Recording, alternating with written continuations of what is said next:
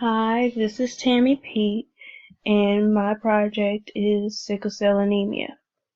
Sickle cell anemia has actually been diagnosed to some of my family members, and one of them actually being my son, who got the gene from his father. I always wondered different details about sickle cell anemia, and this gave me the perfect opportunity to research it and broadcast it throughout. Definition of sickle cell anemia.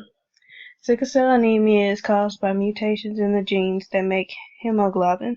In sickle cell anemia, the abnormal hemoglobin causes red blood cells to become rigid, sticky, and misshapen. As you can see here at the top left-hand corner, this is one of the sickle cells compared to the 3 normal red blood cells. Sickle cell anemia can cause severe pain and permanent damage to the brain, heart, lungs, kidney, liver, bones, and the spleen. These is part of the sickle cell crisis, as you could say. And it's quite severe, and more people get it than we realize. Because it's it's a genetic abnormality in the gene. Most likely about 2,000 babies are born with it. Symptoms. There are different symptoms that people with sickle cell anemia have.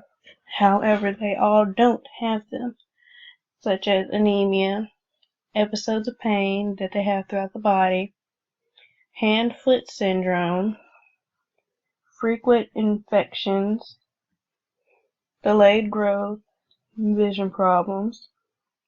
There could be a blockage of blood flow in the spleen or liver. You could have joint pain and arthritis and bone infarctions.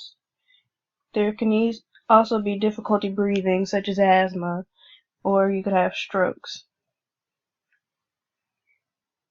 Now, my son does have some of these symptoms, but considering the fact that he's 6'5", I don't think the delayed growth has any problems with it. Diagnostics. There are 2 main ways that sickle cell anemia is diagnosed. Through blood testing, where they gather your blood from a needle and they test it for certain diseases or medical conditions.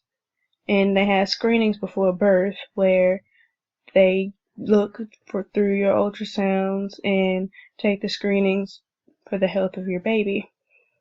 As you can see, my background I had chosen looks similar to different things that you can be diagnosed with or to check your health with.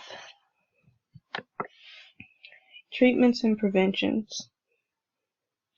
There are 3 main types of treatments or preventions to help maintain your sickle cell anemia. First off would be medications.